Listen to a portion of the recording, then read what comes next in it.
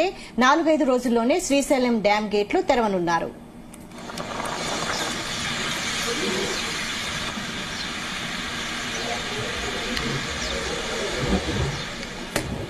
ఇక శ్రీశైలం డ్యాం వేగంగా నిండుతోంది. జురాల తుంగభద్ర నుంచి భారీగా వరద వస్తుండటంతో శ్రీశైలం డ్యాం లో నీటి మట్టం 100 టీఎంసీలకు చేరువైంది. ఇక ఇదే అంశానికి సంబంధించి పూర్తి అప్డేట్స్ మా ప్రతినిధి ప్రసాద్ అందిస్తారు. ప్రసాద్, తుంగభద్ర జలాశయానికైతే వరద ఇప్పుడు ప్రస్తుతానికి కొనసాగుతుంది. దీంతో తుంగభద్ర బోర్డు అధికారులు నిన్న 10 క్రష్ గేట్లు 1 అడుగు మేర ఎత్తి కిందికి దిగువకు నీటిని విడుదల చేశారు.